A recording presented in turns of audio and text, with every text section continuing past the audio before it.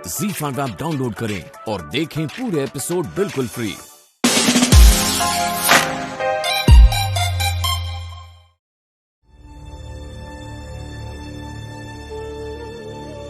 और यही सही बात है।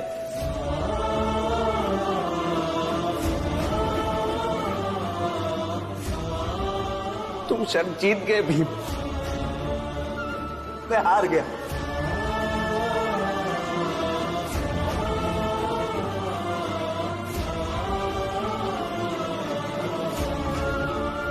और मुझे ये हार स्वीकार है।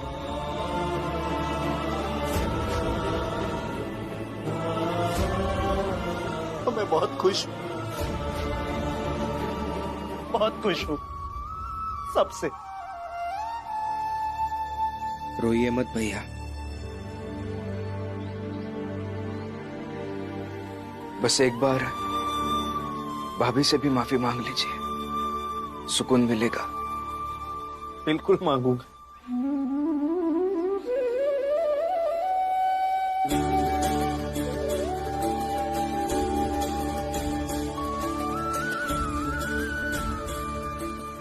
करुणा, मुझे माफ कर दो।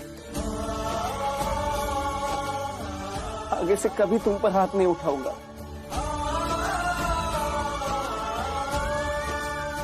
बहस करूंगा तो तुम्हारी बहस सुनूंगा।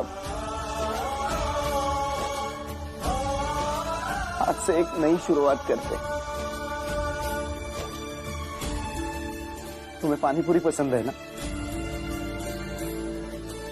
चल, आज दोनों साथ में पानी पूरी खाते हैं। बाला, जा बहू को पानी पूरी खिलाकर आ। संभाल के, संभाल के।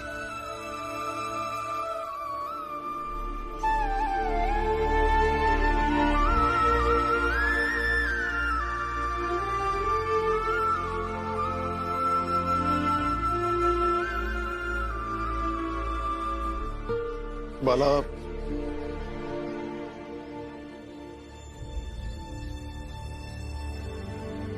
ये पैसे ले लो और इन पैसों से बहू को पानी पूरी खिलाना। मेरी इच्छा के लिए।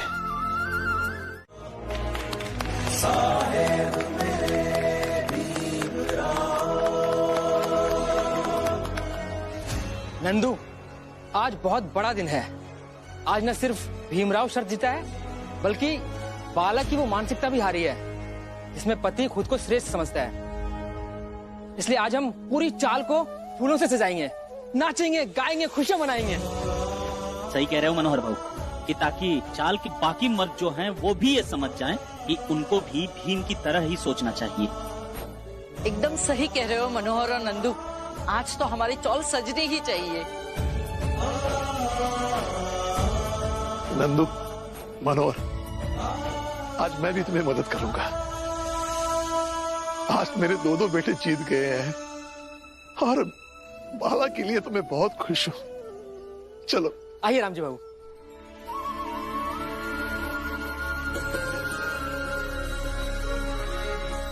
भीम कई वर्षों से डायरी लिख रहा है और उस डायरी के तीसरे पन्ने पर उसने लिखा है, सत्य परेशान हो सकता है, सत्य हार रहा है, आपको ये 1000 बार लग सकता है, लेकिन सत्य हारता नहीं, अंतिम विजय सत्य की ही होती है। नंदू, मनोहर, तुम दोनों तो बेवकूफ थे ही, अब और हो गए हो।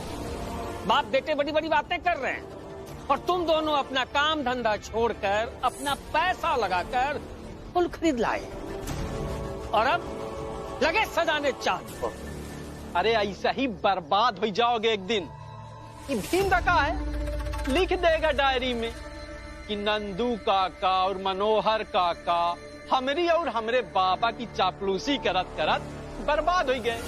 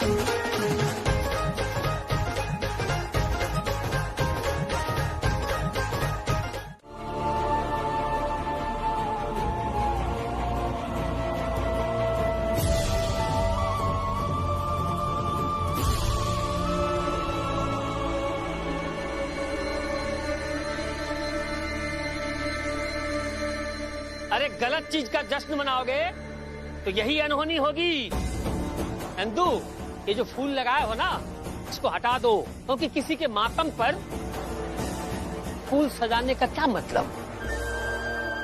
अरे नाचो नाचो नाचो और नाचो। नाच तो बना रखा है भीमरामा ने, नाचो। अरे भीम के पक्ष में रहोगे तो कभी खुशी नहीं मिलेगी। नंदू, फूल खरीद करके लाओगे तो ना वो किसी के खुशी के लिए इस्तेमाल होगा और ना फूल बिकेगा। इसलिए सोच लो सब। जोकू, जनार्दन, जाओ, ये जो फूल सजा हुआ है सबको हटा दो। जाओ, इसकी कोई आवश्यकता नहीं है। वो भीमराव बाला से शर्त जरूर जीत गया, लेकिन बहुत कुछ हार भी गया।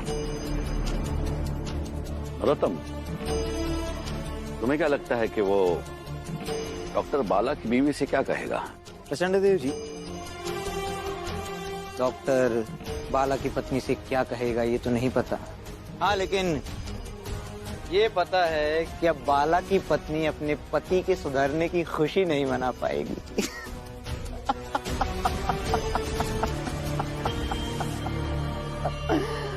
और रहा सवाल चौल का, तो चौल में हमारे व्यक्ति हैं। वो इस सब के लिए भीमराव को दोषी साबित कर देंगे। वो साबित कर देंगे कि ये सब उस भीमराव की गलती है। ना वो भीमराव शर्त लगाता, ना ये लड़ाई लड़ता, और ना ही परिस्थिति ऐसी बनती। सही कहा तुमने नरोत्तम, और बिल्कुल सही भी किया। जब बाला की पत्नी की दुर्घटना की खबर तुमने जाकर उस भीमराव को बता दी, अब उस भीमराव को ये तनिक भी संदेह नहीं होगा। जीजाबाई, ईर्ष्या की आग जलाकर राख कर देती है। संभालो अपने आप को। भीम की जीत और बाला की हार के बीच तू क्यों अपना खून जला रही है? खून इसलिए जला रही हूँ क्योंकि भीम के कारण करुणा की ये हालत हुई है, और आपको भीम की जीत दिख रही है। करुणा खुद के पैरों पर खड़ी थी, आज वो चारपाई पर लेटी है। क्या ये भीम की जीत है? पता नहीं करुणा कब बोलने लायक होगी। क्या ये भीम की जीत है? लड़ाकू बना रहे थे ना भीम और रमा, आज वो अपाहिज बनकर पड़ी है। क्या ये भीम की जीत है? अब उसके इलाज के लिए पैसे लगेंगे। कहाँ से आएंगे ये पैसे? मेरे पति के पेंशन से आएंगे। और फिर उसके लिए मचमच किचकिच, जो थोड़ी बहुत शांति बची हुई है ना, वो भी भंग हो जाएगी अब। क्या ये भीम की जीत है? और अगर ये भीम की जीत है तो ये जीत आपको बधाई हो।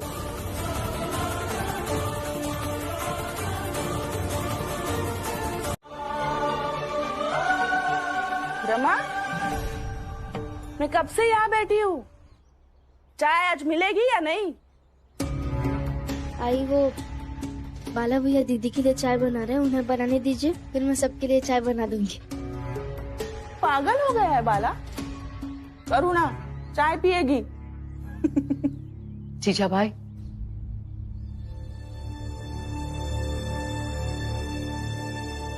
जीजाबाई, जब भावनाएं प्रबल हो जाए तब व्यावहारिक होकर नहीं सोचना चाहिए। लेकिन ये बात तुझे समझ में नहीं आएगी, क्योंकि तेरे दिल में ऐसी भावनाएं है ही नहीं। तू सिर्फ इतना समझ ले कि बाला का चाय बनाना ही करुणा का चाय पीना भी हो ही जाएगा। अरे ऐसे कैसे हो जाएगा? क्या है ना आई, करुणा जब ठीक थी, मुझे भी हम दोनों में सिर्फ मैं ही दिखाई देता था। सिर्फ वही थी जो हमेशा हम दोनों के बारे में सोचती थी। आज जब वो बेहोश है, मुझे लगता है कि ये मेरा फर्ज है कि मैं भी हम दोनों के बारे में सोचूं।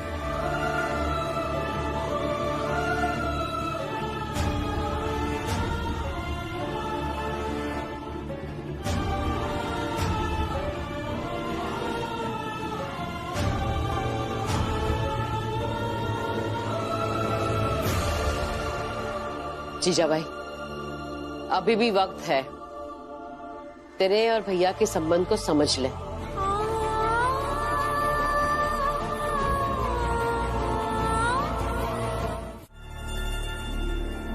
खाएगा? हाँ। आरती, तू पहले पानी पी। दीदी, पानी वानी तो सब मैं पीती रहूंगी।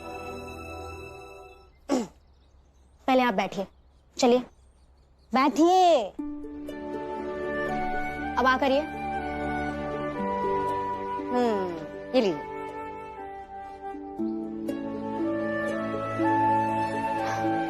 दीदी, अब मैं बम्बई आ गई हूँ ना, देखना सब ठीक कर दूंगी।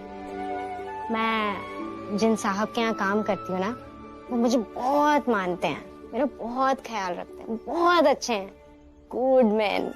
मैं जो कहती हूँ वही करेंगे। मौसी, ये तो बड़ी स्वादिष्ट मिठाई है, मजा आ गया खा के। आज तक मैंने ऐसी मिठाई कभी नहीं खाई। अरे दीपक, इसे मिठाई नहीं केक कहते हैं। ये सिर्फ अंग्रेजों के यहाँ ही मिलती है, क्योंकि वही इतने अमीर हैं कि इतनी महंगी स्वीट वही खरीद सकेंगे। मौसी, एक और ले लूं क्या? अरे क्यों नहीं, पूरा डब्बा ले, जितनी खानी उतना खा। मौसी, भीम भैया ने सिखाया है, मिल बांटकर खाने से स्वाद बढ़ता है। मैं जाकर चाल वालों को बांट के आता हूँ। No no no no no no, कहीं नहीं जाना है, किसी को नहीं बांटनी, तुम चुपचाप खाओ। क्योंकि इस स्टॉल में तो कुछ ऐसे ऐसे भी लोग हैं कि पूरी की पूरी स्वीट खा जाएंगे, लेकिन ना थैंक यू मानते हैं और ना ही ये कहते हैं कि लाइफ में पहली बार ऐसा केक खाया। जिसे कदर ही नहीं उसे क्यों देना।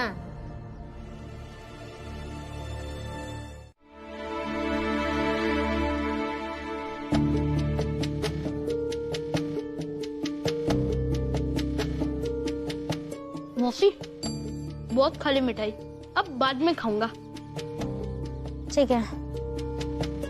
सुन दीपक, मुझे जरा बता इन सब की कहानी, कौन है सब? मौसी, ये सब वो मेरे भीम भैया है जो मुझे पढ़ाते हैं।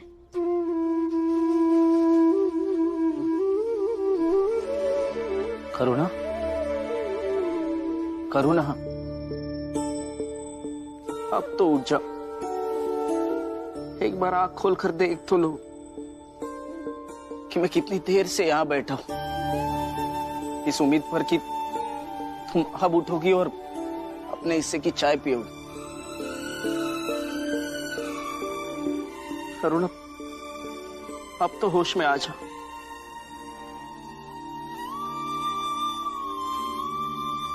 बाला, बहू को होश आ जाएगा। प्रेम में बहुत ताकत होती है, प्रेम चमत्कार कर सकता है।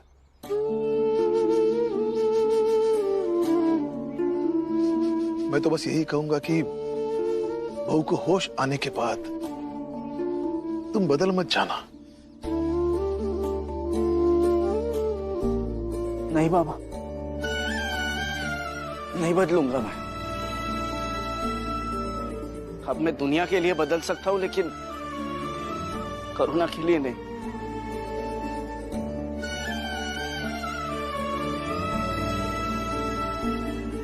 इसने मेरी जान बचाने के लिए अपनी जान खतरे में डाल दी। अब मैं इससे जीवन भर प्रेम करूंगा, कभी नहीं बदलूंगा।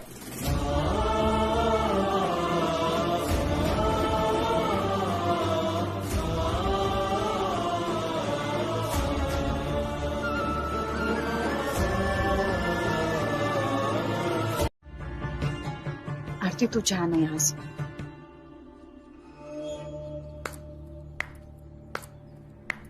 अरे क्यों जाए, क्यों? सही तो कह रही है,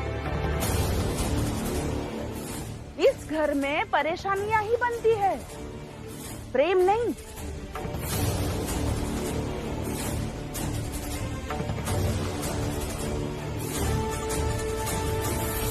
आरती, जाओ ना। बाय। बहुत ज्यादा हो रहा है इसका। लक्ष्मी, नहीं। जब यहां पर कोई कुछ भी नहीं कह रहा है तो तुम क्यों बोलोगी?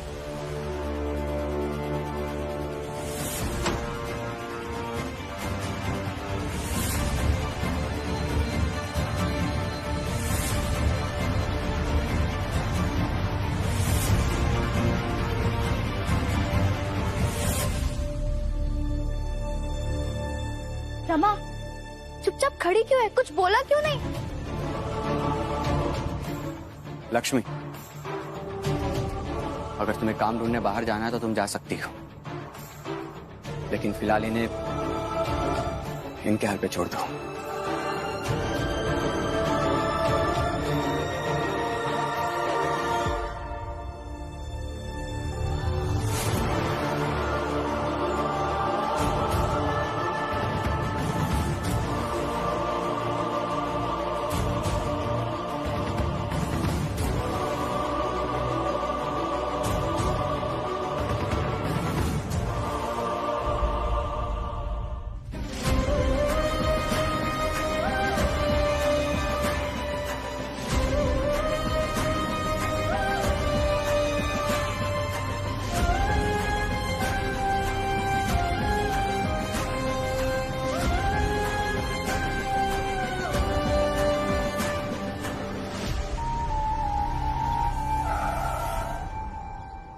क्या हुआ? ये तो वही लड़की है ना जो चाल में सबसे ज्यादा बोल रही थी।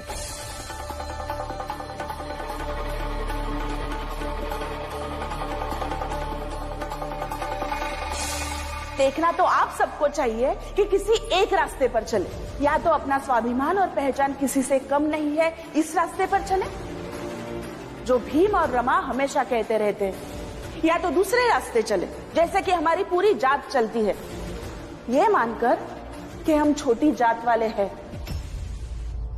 कुछ मत बोलो, कुछ मर्यादाएं होती है उनका पालन करो। वो आपके खिलाफ बोल रही थी कि आप लंदन अमेरिका जाकर पढ़ नहीं सकते। वह सब सुनकर मैं बर्दाश्त नहीं कर सकती। बर्दाश्त नहीं कर सकती का क्या मतलब है? हर बार जब बुरा लगता है तो बोलना जरूरी नहीं होता, कई बार चुप रहना भी सीखना चाहिए, वो जरूरी होता है। रमा, मैंने आज तुम्हें कुछ ज्यादा ही कह दिया। ये हिसाब समझ में नहीं आ रहा, बता दीजिए, बहुत कठिन है। मैं जानता हूँ तुम नाराज हो। ये हिसाब बता दीजिए ना, पढ़ाई के समय कैसी बातें कर रहा है?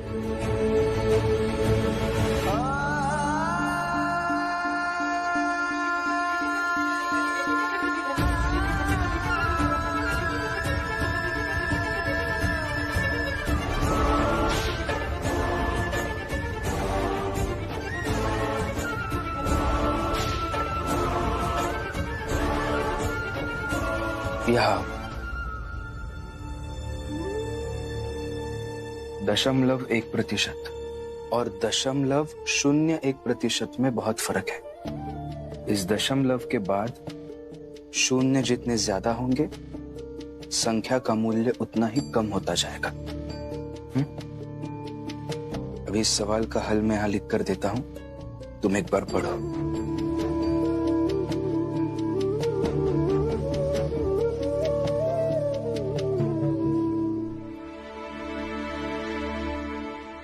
ये लो, एक बार देख लो, अगर फिर भी नहीं समझ में आया तो वापस पूछ लेना।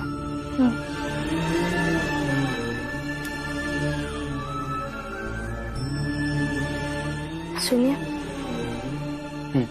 दशमलव के आगे असंख्य शून्य लगाने के बाद जो मूल्य होगा ना,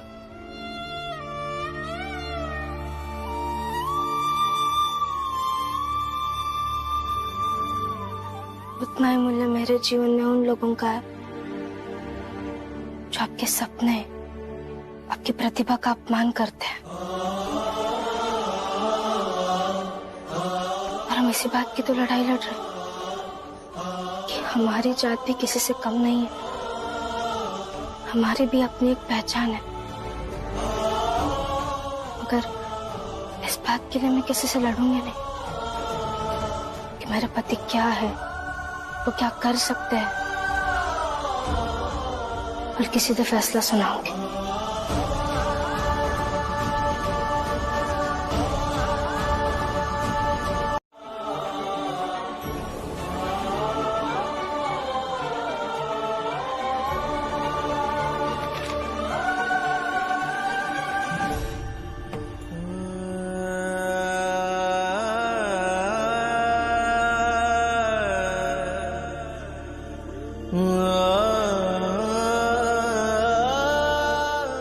करुणा, मैं तुम्हारे लिए ऐसे रोज एक चिट्ठी लिखूंगा।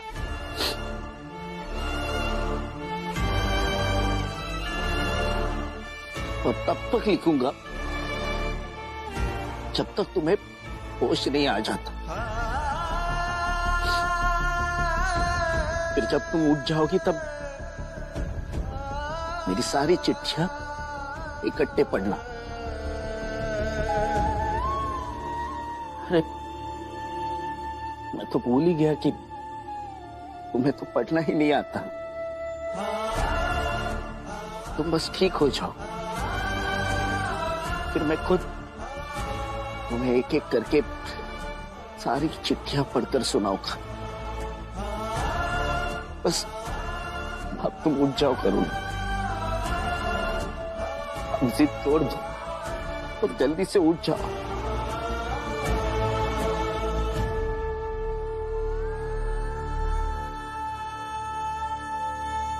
बाला भैया, आपको पढ़कर सुनाने की जरूरत नहीं है। आखिर ये भाभी का देवर कब काम आएगा बाला भैया? आपकी सारी चिट्ठियां ना मैं पढ़कर सुनाऊंगा।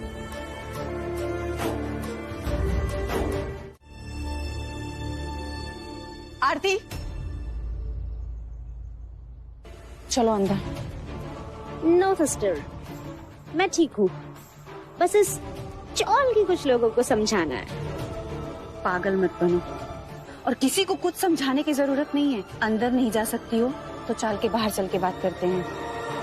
सिस, हम बहनें टॉक्स बाद में भी तो कर सकते हैं ना।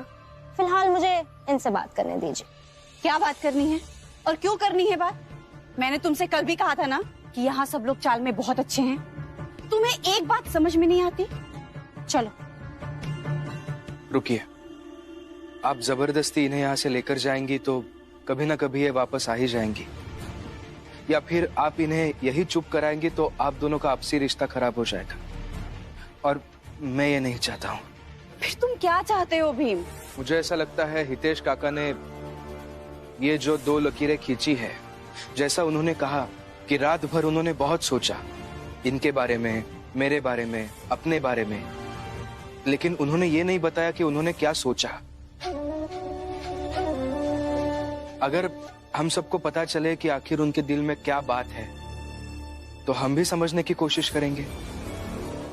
अगर सब कुछ सही लगा तो हम उसे मानेंगे भी, और अगर कुछ गलत लगा तो मैं उस चीज का तर्कपूर्ण विरोध भी करूंगा। बताइए हितेश काका, क्या मतलब है इस चीज का? तो तुम्हें समझाया जाएगा।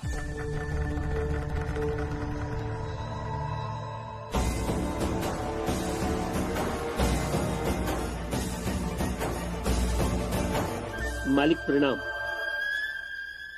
तुम्हें समझाया जाएगा भीमराव।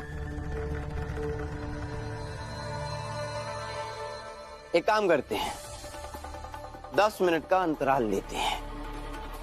10 मिनट में ये सब सोच लेंगे मेरे मार्गदर्शन में कि तुम्हें कैसे समझाया जाए।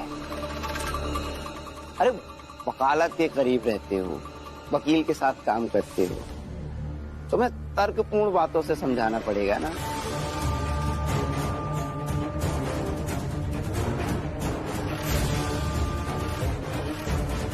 ZEE5 ऐप डाउनलोड करें और देखें सारे एपिसोड्स बिल्कुल फ्री।